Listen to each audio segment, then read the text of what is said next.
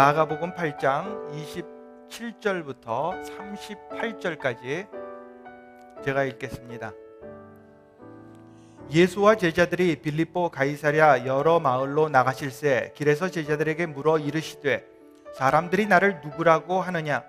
제자들이 여짜와 이르되 세례 요한이라 하고 더러는 엘리야 더러는 선지자 중에 하나라 하나이다. 또 물으시되 너희는 나를 누구라 하느냐?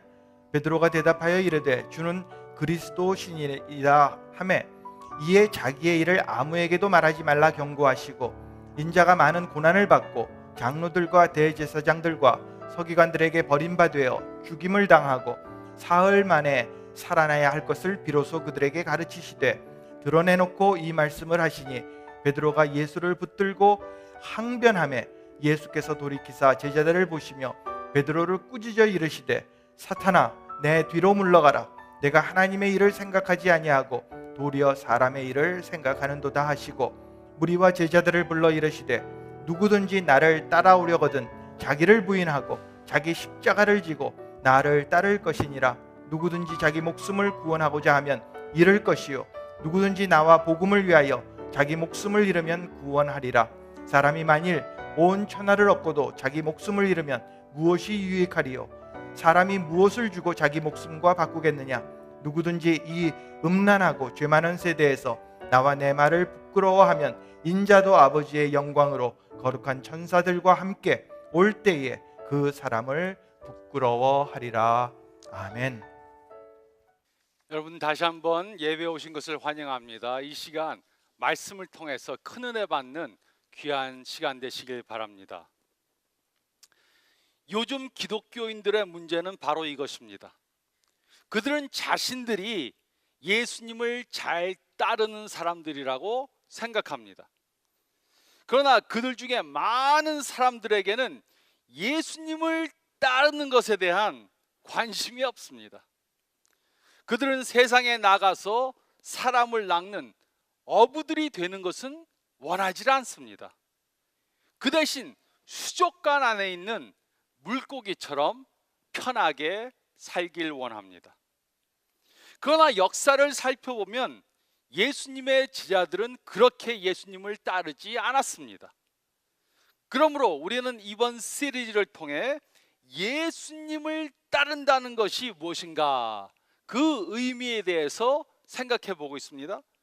그리고 오늘은 오직 예수님만 철저히 따라야 하는 것에 대해서 생각해 보겠습니다. 역설이란 모순적이고 논리에 맞지 않는 말 같지만 잘 생각해 보면 진리인 것들을 말합니다. 역설은 언뜻 들으면 모순된 말 같지만 잘 생각해 보면 진실인 것을 역설이라고 그렇게 말합니다. 그 예로 동정녀 탄생은 역설인 것 같습니다. 어떻게 동정녀가 아기를 갖습니까? 그러나 예수님의 삶을 살펴보면 동정녀 탄생은 사실입니다. 그래서 역설은 우리가 보통 생각하는 것을 초월합니다. 그게 어떻게 사실일 수 있습니까? 라고 질문할 수 있습니다. 하지만 사실입니다. 우리가 오늘 읽은 말씀을 보면 이 말씀 가운데는 역설적인 진리들이 많이 포함되어져 있습니다. 그리고 이 역설들은 기독교의 깊은 진리를 보여주고 있습니다. 29절 말씀을 보면 베드로는 예수님께서 바로 메시아로 오신 이 세상을 구원하기 위해 오신 메시아시라고 그렇게 고백했습니다. 그리고 예수님께서는 베드로의 고백을 승인하셨습니다. 그리고 예수님께서는 자신이 메시아라는 그 의미에 대해서 설명해 주시기 시작했습니다. 예수님께서는 구약에 예언된 모든 메시아에 대한 말씀들이 자기를 통해 이루어질 것이라고 그렇게 말씀해 주셨습니다. 모든 인간들의 구세주로서 예수님께서는 인간들이 듣기에는 역설적인 말씀들을 해주셨습니다. 생각해 보시기 바랍니다. 이 세상 만물을 심판하실 분이 인간들의 심판을 받으셨습니다. 또 만물의 생명을 주신 분이 죽임을 당하셨습니다. 얼마나 역설적인 진리들입니까? 그러나 예수님의 말씀은 100% 이루어졌습니다. 세상을 창조하신 하나님께서 십자가에 달려 돌아가셨습니다. 예수님께서는 우리들을 구원해 주시기 위해 철저한 희생을 하신 것입니다. 그리고 우리들에게 명령하셨습니다. 예수님을 따르기 위해 예수님께서 하신 것처럼 우리도 철저한 희생을 하면서 예수님을 따라야 한다고 말씀해 주셨습니다. 그래서 저희가 읽은 말씀 가운데 31절부터 34절 말씀을 보면 우리는 하나님의 뜻에 순복하며 하나님을 따라야 합니다. 첫째로 우리는 우리의 뜻을 하나님께 순복시켜야 합니다. 우리는 우리의 뜻을 하나님께 순복시켜야 합니다. 31절과 32절은 다음과 같이 기록했습니다. 인자가 많은 고난을 받고 장로들과 대제사장들과 서기관들에게 버림받아 죽임을 당하고 사흘 만에 살아나야 할 것을 비로소 그들에게 가르치시되 드러내놓고 이 말씀을 하시니 베드로가 예수를 붙들고 항변하매. 예수님께서는 자신이 유대교의 지도자들한테 버림받고 죽임을 당하고 사흘 후에 다시 부활하실 것이라고 그렇게 말씀하셨습니다. 베드로는 그 말씀을 듣고 예수님께 항변을 했습니다. 이곳에 항변이라는 단어는 예수님을 꾸짖었다는 말입니다. 예수님께서 내가 이제 죽임을 당할 것이다 이렇게 말하니까 베드로는 왜 그런 말을 하는 겁니까?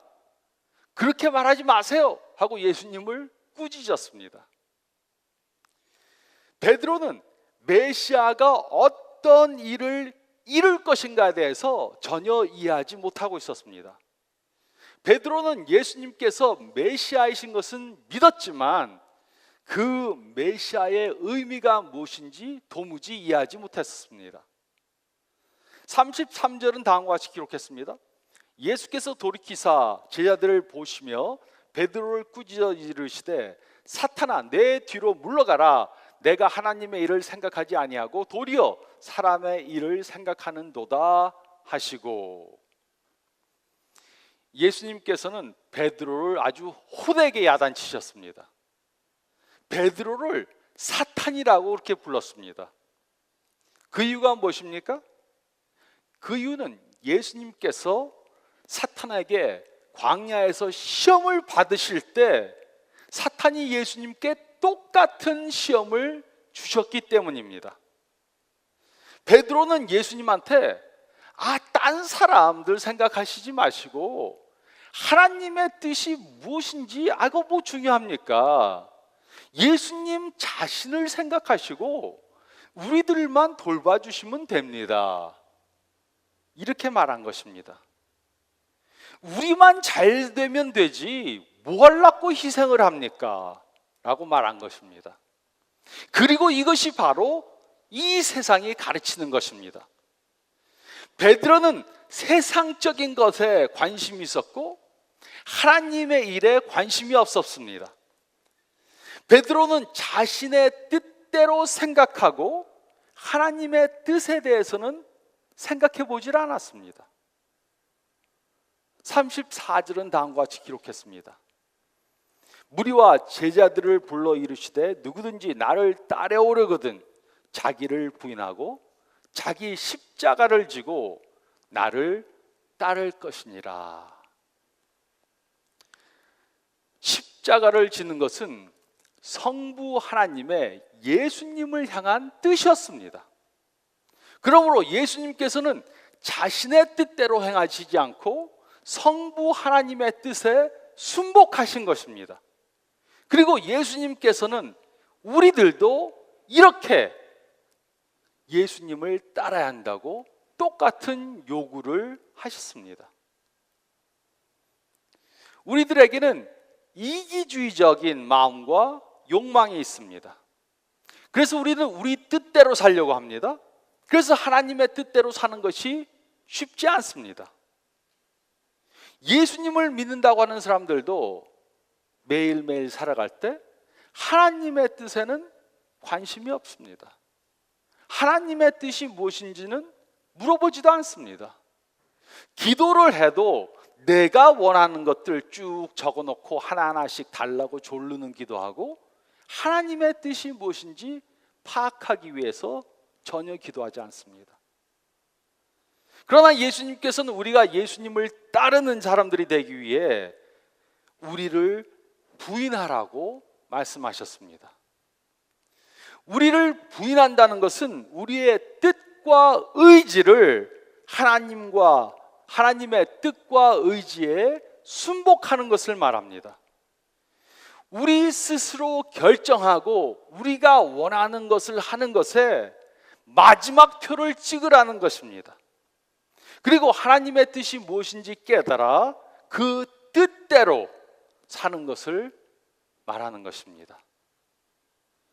물론 이렇게 사는 것은 쉬운 것이 아니었습니다. 그래서 예수님께서도 십자가를 지시기 전에 마태복음 26장 39절에 다음과 같이 기도하셨습니다. 내 아버지여, 만일 할만하시거든 이 잔을 내게서 지나가게 하옵소서. 그러나 나의 원대로 마시옵고 아버지의 원대로 하옵소서. 성자 예수님께서는 성부 하나님의 뜻에 순복하셨습니다. 이와 같이 우리가 예수님을 따르는 사람들이 되기 위해서 우리도 예수님의 뜻에 순복을 해야 합니다. 우리가 하나님의 뜻에 순복하지 않고 있다면 우리는 정말로 우리가 예수님을 따르는 사람들인지 생각해 봐야 합니다. 하나님의 뜻에 순복하지 않으면서 예수님을 따르는 사람이라고 말할 수가 없습니다. 그러므로 우리가 정말로 하나님의 명령에 순복하는 삶을 살고 있는지 우리 자신을 다음의 성경 말씀에 비추어 생각해 보시기 바랍니다. 너는 나 외에는 다른 신들을 내게 두지 말라. 안식일을 기억하여 거룩하게 지키라. 비판을 받지 아니하려거든 비판하지 말라. 음행을 피하라. 술 취하지 말라. 이는 방탕한 것이니 오직 성령으로 충만함을 받으라. 아내들이여 자기 남편에게 복종하기를 주께 하듯 하라. 남편들아 아내 사랑하기를 그리스도께서 교회를 사랑하시고 그 교회를 위하여 자신을 주심같이 하라.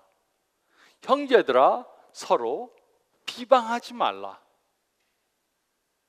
이것이 바로 성경에 나타난 하나님의 뜻입니다. 우리가 하나님의 뜻에 순복하는 삶을 살고 있습니까? 그러면 우리가 예수님을 따르는 사람들이라고 확신할 수 있습니다. 그러나 우리가 하나님의 뜻에 순복하지 않고 있다면 우리가 정말로 예수님을 따르는 사람들인지 질문해 봐야 합니다. 우리는 우리의 뜻을 하나님께 순복시켜야 합니다. 그 이유는 하나님이 억지로 우리 하기 싫은 것을 만들기 위해서가 아닙니다. 하나님의 뜻이 우리의 뜻보다 훨씬 더 좋기 때문입니다. 우리가 지금은 이해하지 못하도 하나님의 뜻을 따르는 삶을 살다 보면은 하나님이 주시는 축복을 경험할 수 있습니다.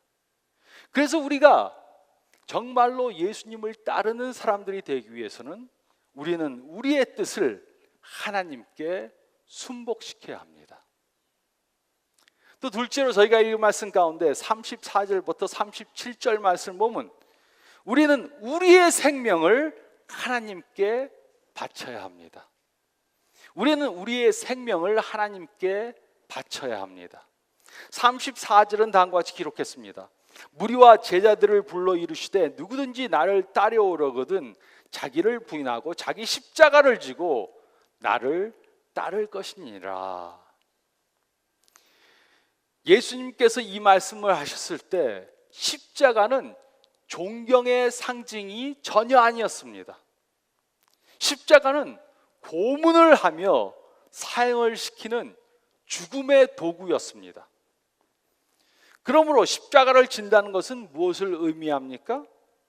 예수님 당시 우리가 십자가를 지고 가는 사람을 보면 어떻게 생각합니까?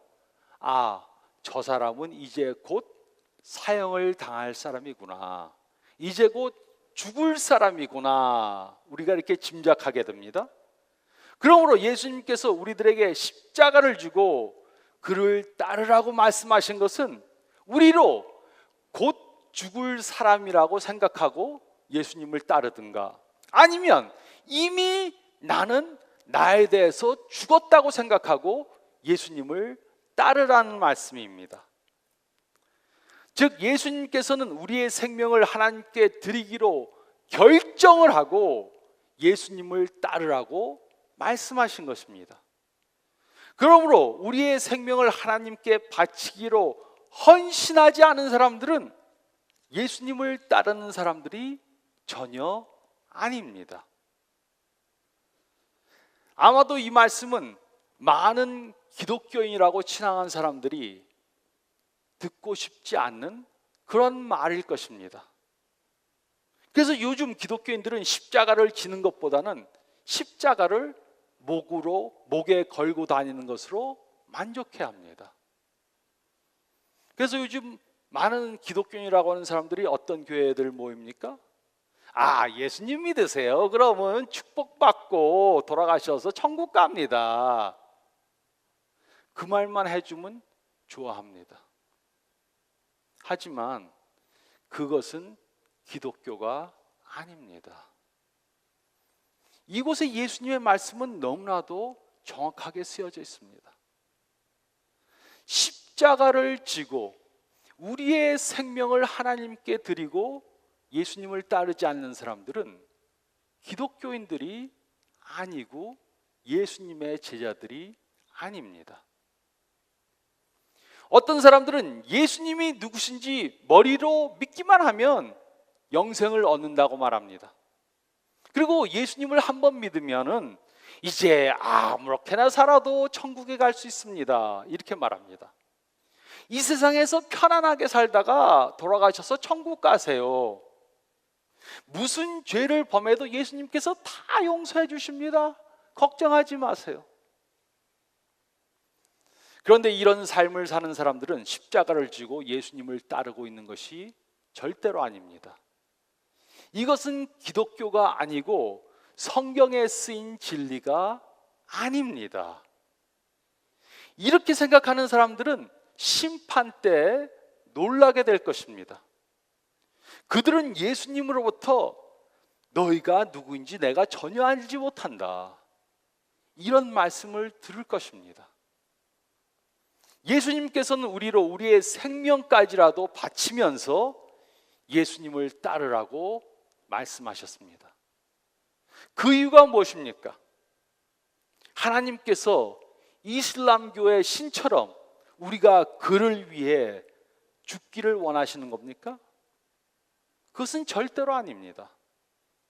그러면 왜 예수님께서는 우리의 생명을 포함한 모든 것을 전부 다 예수님께 드리고 헌신하고 예수님을 따르라고 하셨습니까? 그 이유는 생명을 포함한 모든 것을 예수님께 다 드리고 예수님께 나와서 따르지 않으면 우리는 예수님을 따르는 삶을 살 수가 없기 때문입니다. 우리가 원하는 것을 하면서는 우리가 예수님을 따르는 삶을 살 수 없습니다. 35절부터 37절은 다음과 같이 기록했습니다. 누구든지 자기 목숨을 구원하고자 하면 잃을 것이요 누구든지 나와 복음을 위하여 자기 목숨을 잃으면 구원하리라. 사람이 만일 온 천하를 얻고도 자기 목숨을 잃으면 무엇이 유익하리요? 사람이 무엇을 주고 자기 목숨과 바꾸겠느냐? 예수님께서는 역설적으로 말씀하셨습니다. 우리가 우리의 육체의 목숨을 유지하고자 시도한다면 영적으로 죽게 될 것입니다. 그러나 육체적 생명을 하나님께 헌신하면 영생을 얻게 될 것입니다. 이것이 바로 예수님을 따르는 삶인 것입니다. 그런데 어떤 사람들은 이렇게 생각합니다. 우리가 한번 예수님을 믿는다고 신만 하면 영생을 얻은 것이고, 우리가 예수님을 영접하는 기도를 했다면 그 후 어떻게 살든지는 별로 중요하지 않다. 예수님께서는 어떤 죄도 다 눈 감아 주실 것이라고 생각합니다. 물론 예수님께서는 어떤 죄도 다 용서해 주실 것입니다. 그러나 예수님을 참으로 따르는 사람들은 예수님을 영접하고 난 후에 아무렇게나 살지 않습니다. 예수님을 진정으로 따르는 사람들은 자신들의 생명을 희생하면서 예수님을 따릅니다. 자신들의 몸을 하나님께 거룩한 산 제사로 드리고 예수님을 따릅니다. 이렇게 사는 사람들만이 예수님을 따르는 사람들입니다. 그리고 이런 사람들만이 이 세상에서 예수님이 주시는 새로운 삶을 경험하고 이 세상을 떠나 천국에서 영생하게 될 것입니다. 그래서 우리는 우리의 생명을 하나님께 바쳐야 합니다. 그래야만 우리는 예수님이 주시는 새로운 삶을 살 수 있습니다. 근데 많은 교회 나가는 사람들이 자신의 삶, 자신이 원하는 것을 꽉 붙잡고 그 위에다가 영생을 얹으라 그러니까는, 그 위에다 영생을 얹고 살라니까는 예수님을 따르지 못합니다.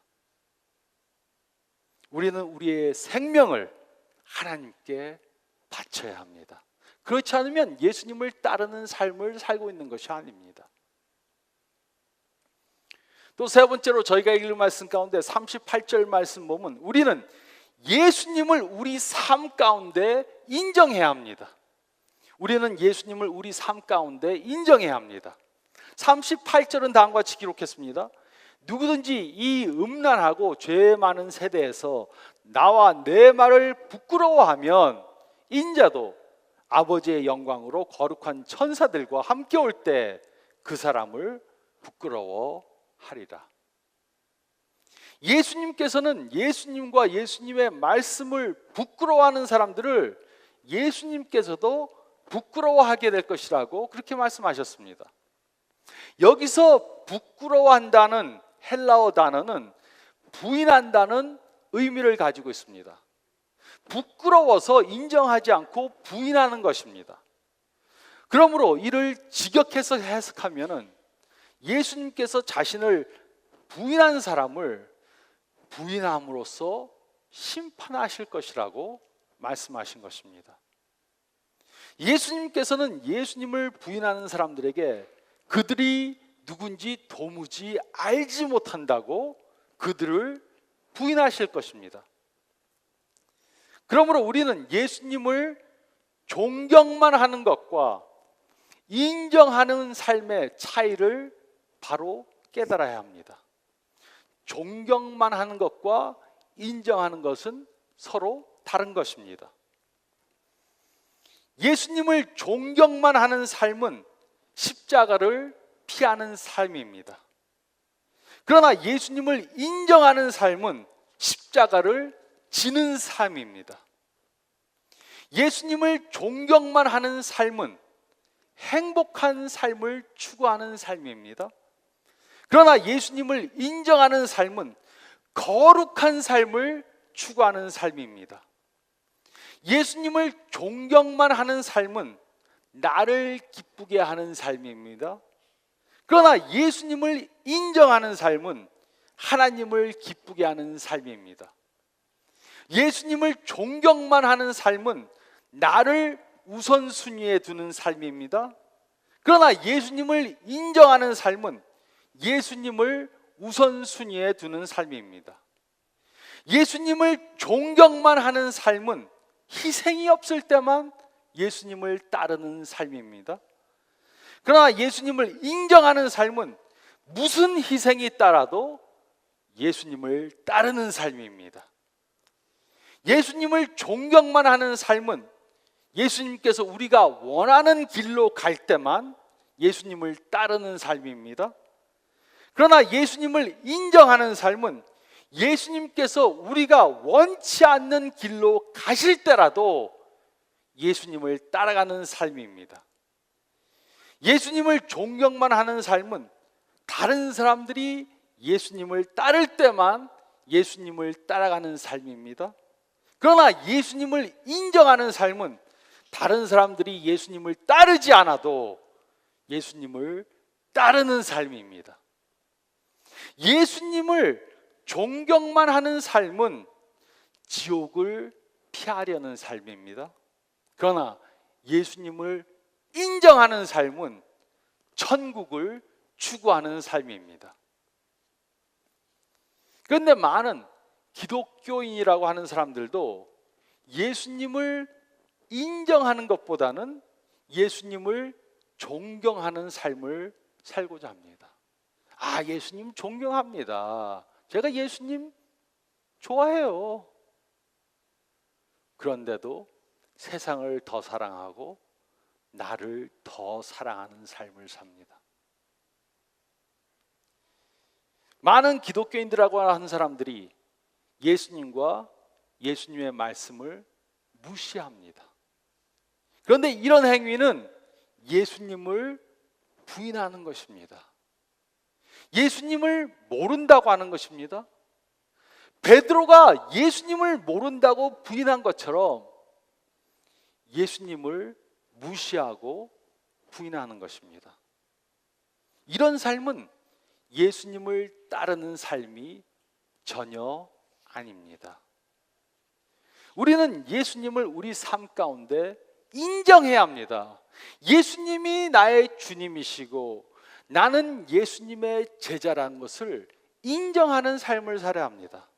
그렇지 않으면 예수님을 따르는 삶을 살고 있는 것이 전혀 아닙니다. 이런 그림을 본 적이 있습니다. 교회 앞에 사인이 있는데 사인이 이렇게 써져 있습니다. 라이트 교회, 헌신은 75%만 하면 됩니다. 11조는 7%만 하면 됩니다. 설교는 15분만 들으면 됩니다. 예배는 45분만 드리면 됩니다. 10계명은 10개 중에서 8개만 선택해서 따르면 됩니다.